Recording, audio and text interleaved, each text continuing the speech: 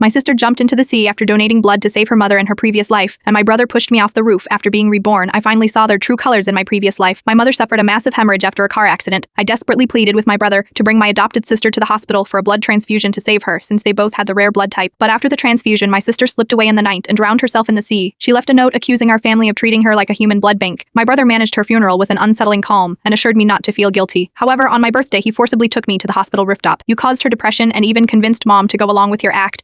You killed Bella, you should die to make amends for her. Then he pushed me off the rooftop. I died with unresolved regrets. When I opened my eyes again, it was the day of the car accident, when the loud crash brought my drifting consciousness back. I opened my eyes to see my mother shielding me with her body. My eyes immediately welled up with tears. This scene was so heartbreakingly familiar in my last life. My mom protected me the same way, leading to her severe blood loss. Mom, are you okay? Don't worry, I am fine. But I could clearly see the blood gushing from her abdomen. How could she be okay? I held back my tears, pulled out my phone, and called for an ambulance. Then I pressed on my mom's wound with trembling hands, trying to slow the bleeding out of the corner of my eye. I saw my reflection in the shattered car window, a face full of determination. This was unlike the helpless me from before. In my last life, I was so scared and lost, only thinking to call my brother for help. He didn't believe me at first and took a long time to come and take my mom to the hospital, causing her to miss the optimal rescue time. Although she survived, she was paralyzed from the waist down and had to rely on a wheelchair. The ambulance arrived quickly, and I went with my mom to the hospital. At the hospital, doctors rushed her into surgery. I waited outside, staring intently at the closed door before the doctor could say anything. I hurriedly posted a help request online, asking those with the rare blood type to come forward. I couldn't rely on my brother and adopted sister anymore. The more avenues, the more hope. I still called my brother. Mom had a car accident. She urgently needs the rare blood type. Bring sister. Are you still pretending? Are you so vicious that you can't let her have a peaceful birthday? My heart sank. No, it's true, Mom. Shut up. Mom is not seriously injured, and the hospital isn't short of blood. His voice was cold on the other end. This time, I will protect Bella. I won't let you bully her anymore. At this moment, the doctor came out. He told me the blood bank's rare blood type stock was insufficient and the situation was critical. My brother heard it too. He sneered. Oh, you got other actors to join your show. I was frantic. Mom is in a massive hemorrhage now. It's critical. She urgently needs the rare blood type. Bring sister to the hospital. My voice was sharp with urgency, almost crying. Sister, do you like bullying me so much? Can't you let me have a good birthday? I heard my adopted sister's voice on the phone, full of doubt and feigned innocence. My heart sank further, still using Mom as an excuse. You just have to stir things up on her birthday. My brother's tone was cold and certain, convinced I was deliberately causing trouble. Brother, I am really not lying to you. I was so anxious that tears welled up in my eyes, my voice trembling enough. My brother roared. Do you think I'll be fooled by you like before? You are always like this, jealous of Bella, trying every way to trouble her? I'll tell you, I won't let you succeed again. He hung up, leaving me holding the phone, listening to the cold, busy tone, tears streaming down my face. I leaned against the hospital wall, overwhelmed by a mixture of despair and anger. Just as I was about to lose hope, a message appeared in our support group chat. Is it the city hospital? I have a rare blood type, and I am nearby. I wiped my tears and quickly responded, yes.